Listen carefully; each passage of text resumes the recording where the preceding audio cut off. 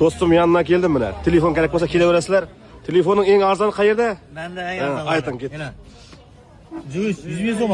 Ishatibmi? Ishatibdi, registratsiya yosh bolalar yaxshi maktab o'quvchilari ishatib Uyda ko'raveradi. 150 so'm mana.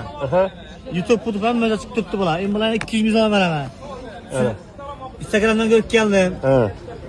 Nurik Sudan ko'rib kelmasa 200 so'm ko'zdan kelsa qimmatligini jo'ra. Dastlabki yo'q, kelib ko'rib oladilar. Bandina 300 so'm. Doğru soğuk işletip para veremem. 300 zaman işletip para. Kamera hemen işletip de.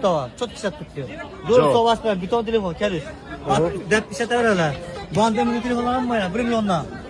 iPhone 6 beraber köpeğleyken. Bunlar garantili. Bunlar 2 tane koyma veremem. 1 milyon yani. Bu orijinal mı bunlar? Hemen orijinal bunlar. Bunlar 1 milyon mesela. Arzanlarım var ya 500 soğuk 600 soğuk gider. 500 milyon mu bunlar? 500'dan bunlar. Yeni arzan 100 milyon dedin sen. En azından 100 soğuk.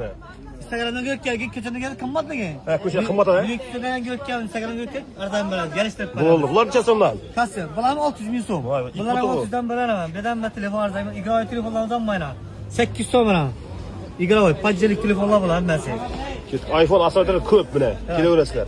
iPhone'lar 2 milyonla, 2 milyonla, 1 milyondan bana registrese. Birden az kaldı registrese.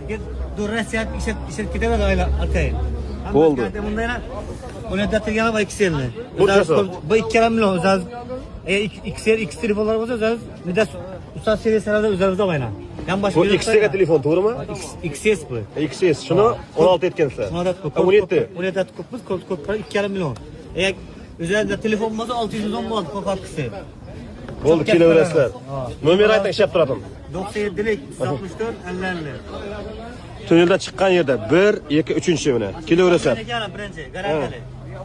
Cevap telefonlar ha? Böyle garanti emmezine. Alıp gitken işlemeye kalsam kaytalıverasiz. Ama sat para lazım, olması yok. Bo'ldi ne? Sağ bo'lin. Ne sağ ol. Ko'p asantiradi. O'zing kelib turib nechanglar bo'lardi. İşler bana gerek, sto. Sağ bo'lin.